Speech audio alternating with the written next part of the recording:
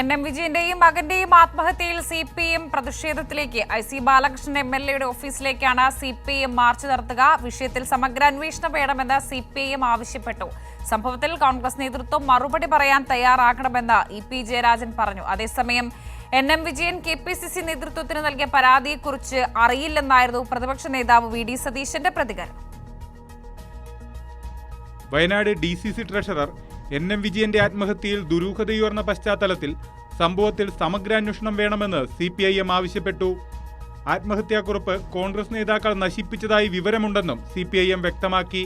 എൻ.എം. വിജയന്റെയും മകന്റെയും ആത്മഹത്യ കോൺഗ്രസിന്റെ ജീർണതയെന്നും കോൺഗ്രസ് നേതൃത്വം ഇതിന് മറുപടി നൽകണമെന്നും EP ജയരാജൻ പറഞ്ഞു. അപ്പോൾ കോൺഗ്രസ് പാർട്ടിയുടെ നേതാക്കൾ പോലും അവർക്കുണ്ടായിട്ടുള്ള അനുഭവത്തിൻ്റെ വെളിച്ചത്തിൽ അവർ ആത്മഹത്യ ചെയ്യുന്ന ഒരു കുടുംബത്തിലെ അച്ഛനും മകനുമാണ് ആത്മഹത്യ ചെയ്ത്. കോൺഗ്രസിൻ്റെ നേതാവാണ്, മകൻ കോൺഗ്രസിൻ്റെ പ്രധാനിയാണ്, യൂത്ത് കോൺഗ്രസിൻ്റെ പ്രധാനിയാണ്. യൂത്ത് കോൺഗ്രസിനും കോൺഗ്രസ് നേതാക്കൾക്കും ഈ ഇരട്ട മരണത്തെക്കുറിച്ചൊന്നും പറയാനില്ലേ?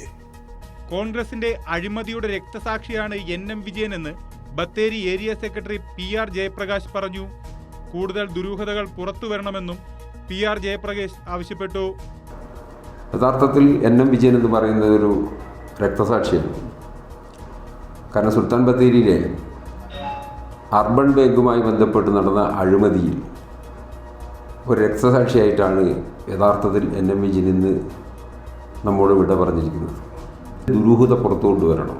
അതേസമയം എൻ.എം. വിജയൻ KPCC നേതൃത്വത്തിന് നൽകിയ പരാതിയെക്കുറിച്ച് അറിയില്ലെന്ന് VD സതീശൻ പ്രതികരിച്ചു.